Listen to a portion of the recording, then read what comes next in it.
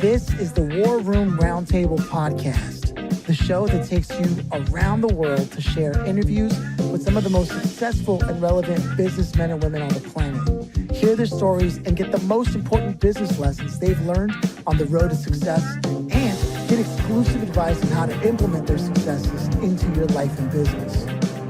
The War Room Roundtable is brought to you by your hosts, Jason Miller, CEO of Strategic Advisor Board, and Phillip Lanos, CEO of Own the Rhythm, and former podcast host for Entrepreneur and Inc. magazine.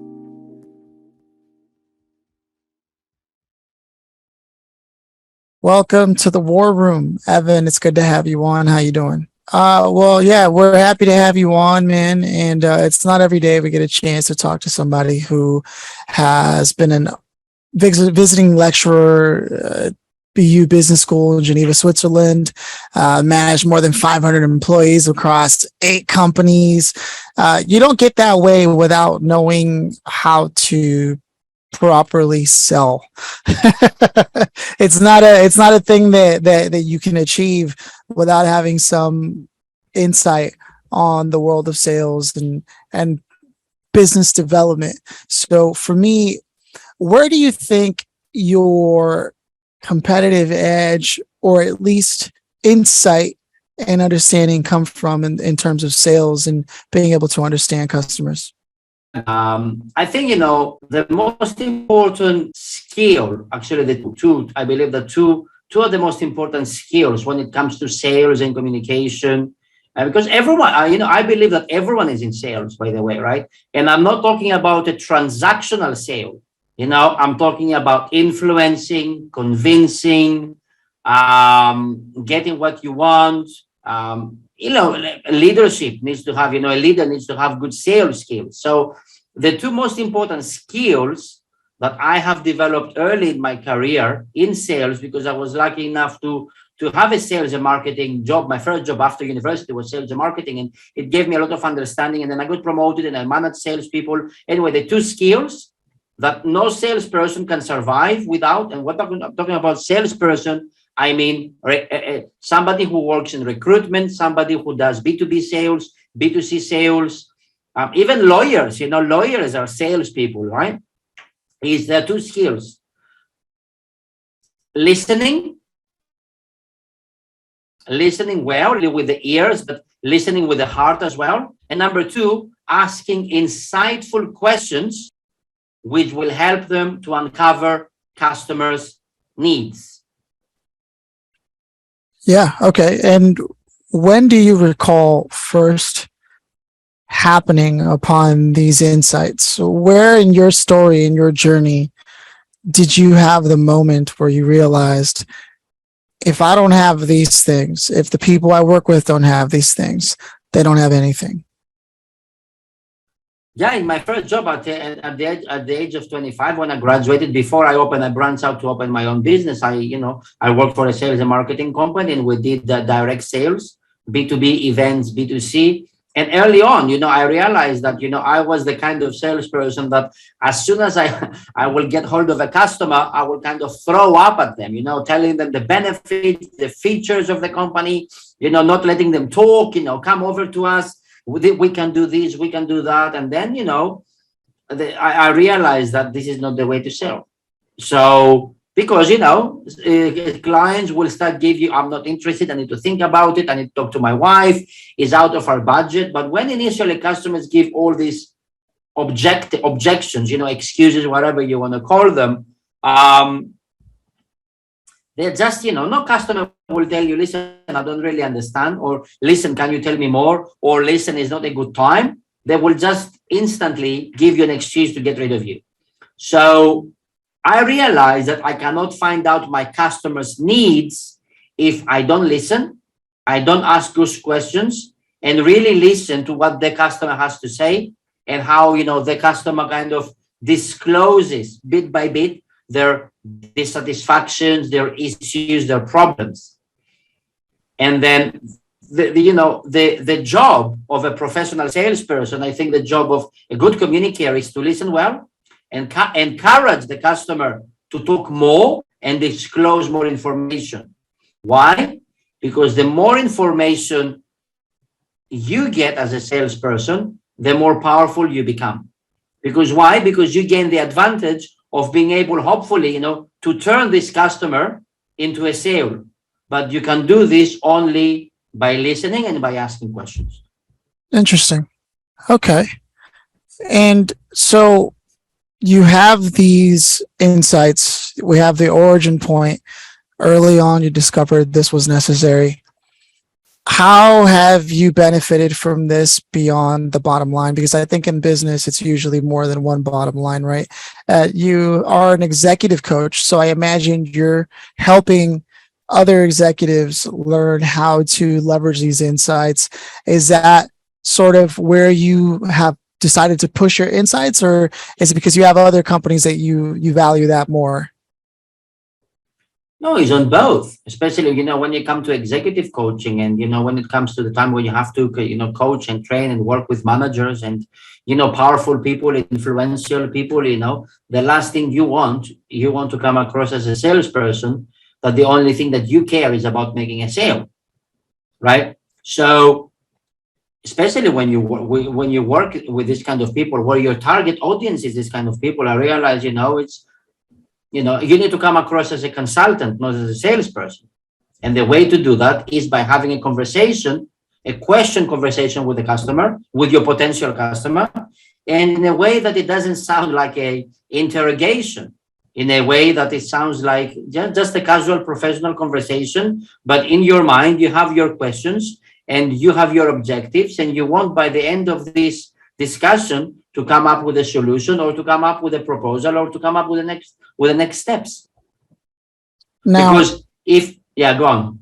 No, go ahead. You were saying? Yeah, no, I just want to say, because, if you come across as a consultant, if you come across as somebody that really asks questions to find out customer needs, you are showing to the other person that you are listening, what they have to say, and then you then can guide that conversation, and you can steer that conversation based on what that person is telling you, to the way, to the place that you want that conversation to go.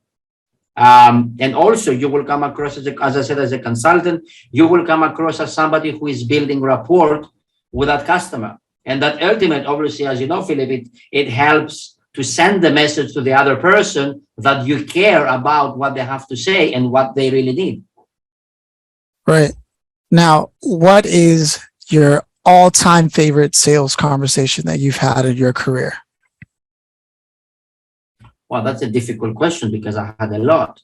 Every conversation, I like every sales conversation, because I think I like the psychology behind the sales conversation. Sometimes I'm more interested not only just to close the sale, but to really fix that issue, to really understand where the customer is coming from, to really understand what is the issue, what is the message that the customer, where does this opinion come from? A bit like a psychologist, I really want to uncover the hidden issue that the customer has. If they tell you, I don't trust this service, I don't trust this product, I want to know why. So I cannot really recall a favorite sales conversation, because every customer is different, and I actually enjoy that, because as I said, I'm interested in the psychology, I'm interested in the deep reason of why the customer is saying what they are saying. Is there a time where you were coaching an executive and it was rather challenging to get them to accept and understand these ideas? It happens, it happens often. And I guess the role of a coach is not to make the other people accept. You cannot force somebody your idea. All you can do is influence. Yes, it's challenging. And, the higher somebody goes in the career ladder, their issues there are more behavioral issues, because you see, executives, you don't really need to tell them what to do technically, because most of them, they know their job. But most of the issues when it comes to executive coaching, it has to do with behaviors. It has to do with limiting beliefs. It has to do with different ideas that we have. Like a couple of months ago, I remember I was coaching an executive, and he said, I cannot trust people I cannot trust anybody in my company to interview people. And yeah, I believe actually you cannot remove limiting beliefs from people. Like if you have experienced something in the past that now has formed in your brain, you have formed an opinion on that subject based on that experience. I or anyone, we cannot eliminate that belief in you. But what I can do as an executive coach, I can help you reframe that belief. For example, yes, you are right. You cannot trust anybody to do interviews for you because you are the best doing interviews. But what if you hire somebody and for 3 months they work with you, they shadow you, so you kind of replace yourself and they can become as good as you, so they can learn from you, then they can do the interviews so you can have more free time. So now we are shifting that limiting belief of I cannot trust anyone to do interviews as good as I do. Yes, you're right. But what if you hire somebody, you train them, they shadow you, you are replacing yourself, so you have more free time to focus on more strategic things. I love this because Jason himself has a couple of companies, and one of the things he does is staffing in one of those. But there's an interesting story behind how he got that company to begin with. And I feel like if anybody can relate to sort of the executive level of what you're talking about, but also hiring and how some executives may believe, no. I'm sure there's a lot going on there that Jason can jump in on. Yeah. So going back real quick to the sales conversation, right, I've done millions and millions of dollars of sales for my own companies. And the one thing I learned about sales is you want to get the emotional drive out first, right? There's always an emotion attached to a problem, no matter what. People talk to you, people buy things because in their mind, they have a problem with that thing, right? We go to the grocery store and buy milk. Why? Because if we don't have milk, that's a problem. We can't eat cereal, right? So there's an emotional drive to everything that we do. And it always makes me laugh when I hear people say, well, I don't want to be sold. Of course you do. Everybody wants to be sold. It's just a part of it, but it's the emotion. It's the emotional drive of things. And then you connect it to logic. And a lot of people try to do it backwards, and it never works. You can't try to come to somebody's logical sense of things, right? It's the emotion underpinned with logic.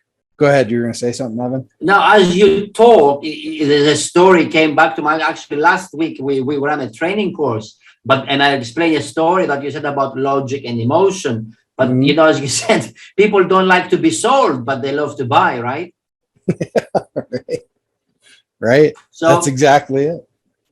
Back to that training, one of the sales rep, we were doing proper training, like real life. They were giving examples of, where they are in the process with a client. And he says, oh, I want to really compare because of the product. I want to really take this compare products and show the details. And I know the competitor of the other company that he is trying to kind of avoid. But I said, I said to the salesperson, my suggestion to you is not to dig yourself into your hole, because the minute you go in and you start micro comparing products, you lost the sale. Because in that industry, it's a financial product. In that industry, the difference between different kinds of investments and all that is really limited, is really minimal. So I said, please look, don't go that way. Try to steer the conversation somewhere else to use one of your advantages, because I've seen it. Sometimes you get people that are trying to compare the product and then they end up convincing themselves that our product is not good enough. And then they leave the sales conversation depressed. Back to you. Yeah, for sure. Yeah. And the second part of that really is, that example you used of hiring and all that, right? So I feel with the hundreds and hundreds and hundreds of CEOs that I've worked with is limiting belief is always there, right? And it's more about how you can help people get out of their own way, right? And you have to deal with all the personality types. A-type personalities is extremely difficult to help them get out of their own way. But then on the same note, somebody that's very soft-spoken, somebody that's very calm, so on and so forth, that type of personality, they're just as challenging, just in a different way, right? So it's in the end game, it's always about helping executives or leaders or whatever it is, helping them get out of their own way. It's always about getting out of your own way. I mean, I'm in my own way every day, and I need somebody to tell me to get the hell out of their lane. It happens every day, right? But that's because we're passionate about what we're doing and all these things, right? And every once in a while, we need a baseball bat to the side of the head to remind us, get out of your way, get out of the way, boss. I got it, right? So, and that comes which is the difficult part, right? Is the difficult part. It is. But it comes with candid conversations, right? Yeah. Your staff also has to be able to have candid conversations with you and feel like they can be a part of the solution. When you work with, as you said, with leaders, business owners, they have egos, right? So when somebody comes to you and tell you, listen, I need help, my staff are resigning, or I want to increase sales, or how do I engage people? This automatically sends the message to them, to others, that they are not doing something right. So this is where the challenging part is, and this is where self-awareness and having a mindset, I suppose, of always wanting to learn. People ask, how do you sell coaching? You can't sell coaching, you can't sell training. It's like it's one of those things. If your you have a toothache in the morning, who are you going to call? You're going to call your doctor, right? You're going to call your dentist. But if tomorrow morning you wake up and you realize for another quarter your sales are down, your people are resigning, people don't say I need a coach. People say I had enough. I can't feel. I don't feel like going to the office today. That's true. Because it makes you, if you declare that you want to improve something, you want to learn something, it makes you look vulnerable. It makes you look like you're not doing your job right. So really interesting. So then by that, it would imply that the highest performers, the ones who are really crushing it out there, who do embrace training and coaching, have removed ego from the equation and actually understand that they can always be better. You hit the nail on the head, right? You hit the nail on the head. And this is why, I don't know if we discussed this last time, I believe that good managers, good leaders, good business owners, they know how to balance three things: result, relationships, and ego, their own ego. Because if you're too results driven, like sale, go, I believe that you will achieve results, but you will struggle to retain staff. And on the opposite side, if you're too focused on relationships with your staff, being friendly, you will make a lot of friends, but you will struggle to push them for more, because you can't really push a friend, can you? Right. Managing balance. Now, you cut out a little there at the end. So there was the third thing, which is ego. And then it cut out to where you said managing balance. So maybe you can rephrase that. No, I said it's just about being able, to balance those three things: results, relationships, and ego. Yeah. No, it makes a lot of sense. And it's an interesting thing, because as you say all that, I can immediately think of some of the people I've worked with over the years, and the ones who had ego it definitely got in the way. In particular, with someone like me, who I love working with people who don't have that, because it allows me to have a lane and to contribute to what's happening. But as we've so aptly put here, that when someone does have an ego, and as Jason was bringing up, they can get in the lane that they shouldn't be in, even if they have someone who can already take care of that for them, simply because of this lack of trust, which again falls under that triangle, which is relationships, right? Where you should have some relationship with your people where you can trust them and you can put down your guard and not have to have your ego up. And all of that will get you that result that you're looking for. Is this accurate? I mean, as you say, it's about ego. And we all have ego, right? We all have ego. So it's a matter of being able to balance it, to be self-aware and to be able to balance it. It's interesting as we're having this conversation. I do believe that in sales, there is something to be had with ego and being able to close the deal, being able to create the offering. As Jason likes to say, it's about giving value for as long as it takes. And right there, when you hear a statement like that, there's no ego in that. There's no ego in that statement. It's literally you give value for as long as it takes, and that creates the deals that everyone's looking for. Right? Is this fair to say based on everything we've been covering so far in this conversation? I guess so. And exactly as you said, it shows that there is no ego. And exactly, you give value. You share your knowledge, you give value, and there is so much you can do, right? So, and and the clients that they like the product, they like your service, and the ones that they see the value, they will come. And I've heard that before. I think it was from Gary V. Is like, he doesn't really need to give everything for free, but if you go actually to his website, you can download so many free stuff for sales, marketing, digital marketing, and so on and so forth. So I think when it comes to sales, again, yes, it's about value and it's about finding out exactly what the client wants.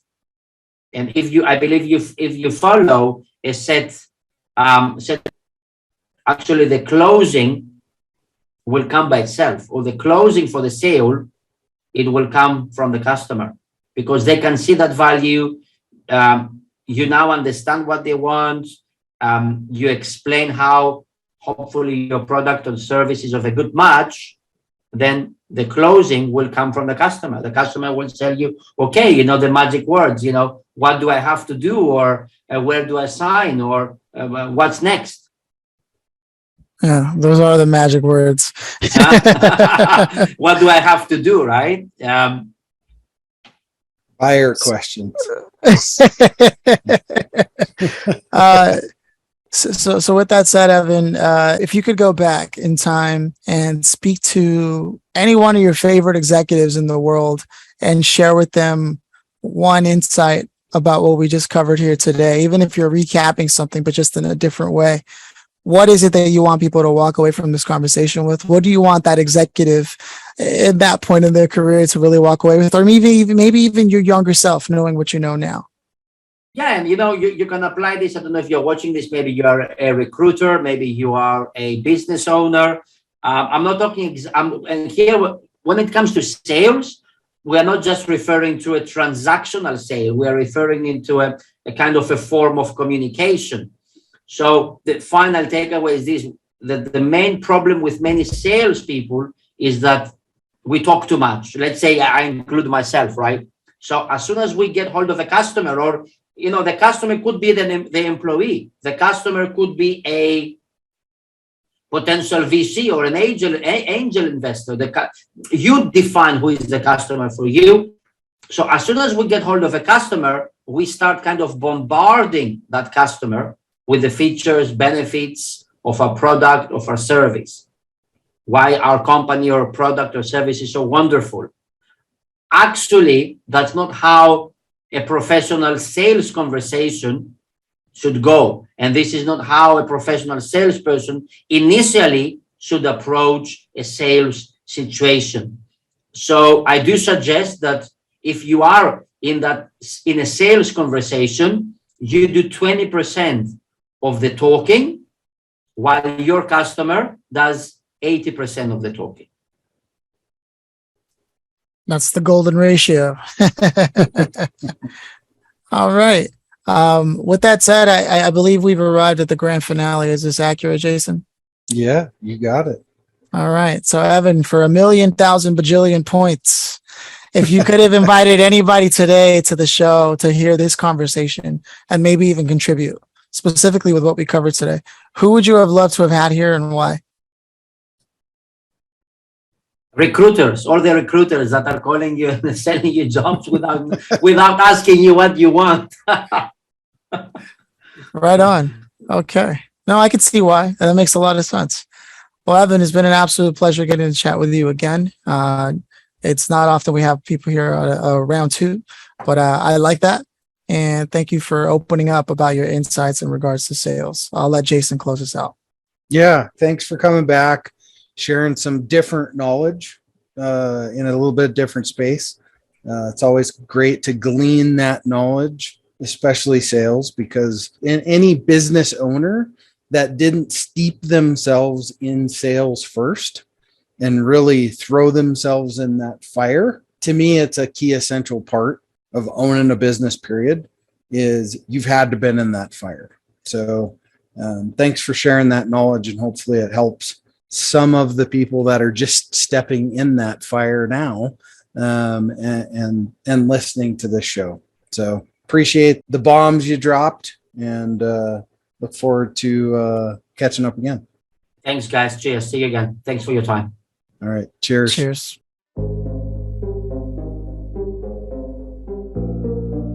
Thanks for listening to the War Room Roundtable with your hosts, Jason Miller and Phillip Lanos. Please leave your feedback and visit strategicadvisorboard.com to get the latest and greatest business advisement on the planet. Follow us on social media for updates, and always remember, if you can dream it and believe it, then you can go achieve it. We'll see you in the next episode.